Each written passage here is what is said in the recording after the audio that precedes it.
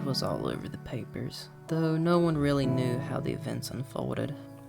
On the surface, it looked like the perfect Thanksgiving. The turkey was cooked to golden perfection.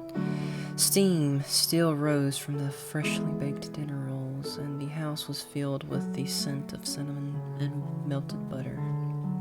From the pumpkin pie and canned yams, each family member sat around the table dressed in their Sunday best, ready to enjoy the feast before them. Yet this picturesque scene, which could have easily been the cover of Home and Garden magazine, was revealed to be under the surface a gruesome tableau of a family fallen. Foul play was afoot this Thanksgiving. 5 corpses sat around this untouched meal. Clyde and Mildred Blackstone earned their money on the backs of their hard-working, intuitive servants who ran their plantation. Clyde ruled the farm with an iron fist during the day, and Mildred kept a household that was as shirked as it was spotless. The 2 ice-cold children, which consisted of bratty Catherine and Toby, who earned a reputation for frequenting the servants' quarters at odd hours of the night, had just reached young adulthood. The children occupied themselves with their own preoccupations, as did the rest of the Blackstone household.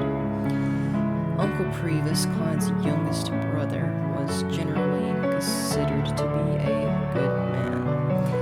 As the priest of the local parish of Farnville, but was not without his secrets.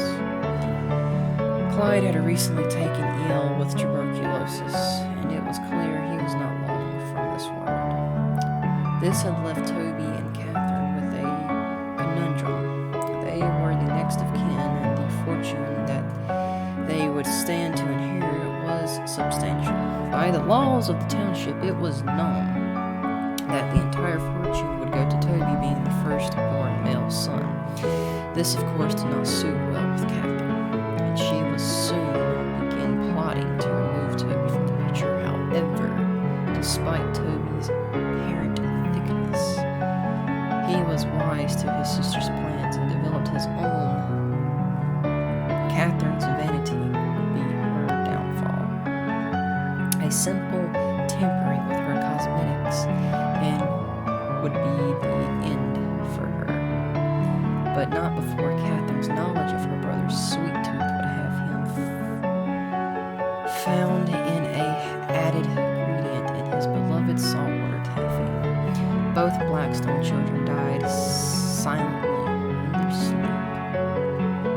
Previs had always been jealous of Clyde's success and influence, but most of all, his wife.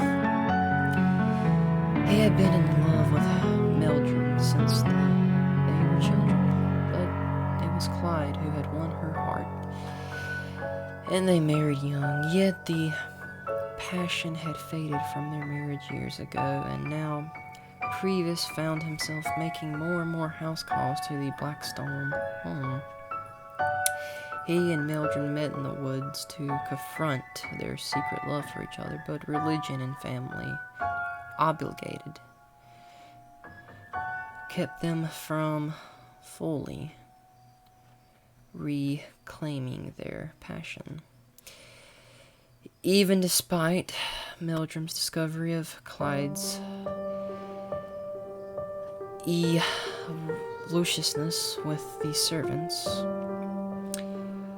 Previs would listen patiently as Mildred confessed her hate for her husband daily. Though he knew that Mildred was a woman scorned, she would never abandon her family. On the night before Thanksgiving, Previs came and met Clyde in the kitchen just as he was leaving the remnants with the head housekeeper. Clyde's breath was stinking of whiskey, and Previs's patience was at its end. The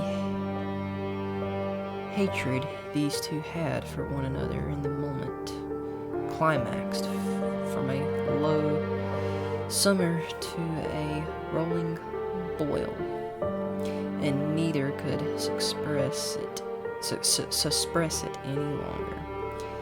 Clyde, swinging at his brother, missed. Previous, reaching for the only thing he found handy, dove his crucifix directly through his brother's heart.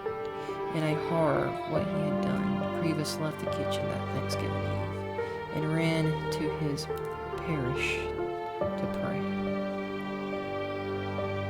When Mildred came down from her nightly cup of tea and saw her husband dead on the floor, she quickly called for her children. When they didn't answer, she ran into their room, only to discover each child dead in their bed.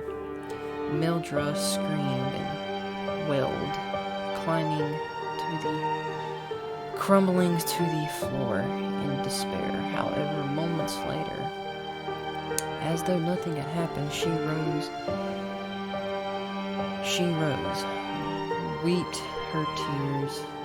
wiped her tears, and calmly dragged the bodies of her children one by one downstairs to the dining room. She then gathered her husband's body from the kitchen. All night long she prepared them, dressing them in their finest clothes, cleaning their wounds, and arranging them around the table. Previous spent the night praying in the church, and the next morning came to the house ready to confront his sins and beg Mildred's forgiveness. As he reached the house, he called out for her. Mildred.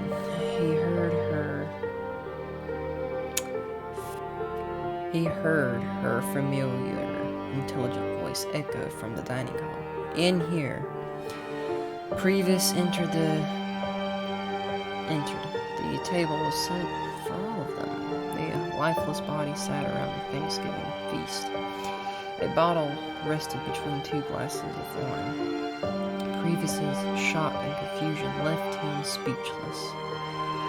All thoughts of his own confession to Mildred had left his mind, and he stammered to ask Mildred for an explanation.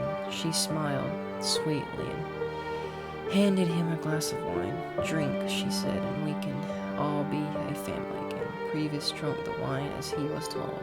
The poison worked quickly. Mildred finally, with her entire family around her, took her own glass in her hand, still with that sweet smile that had so charmed late Previous.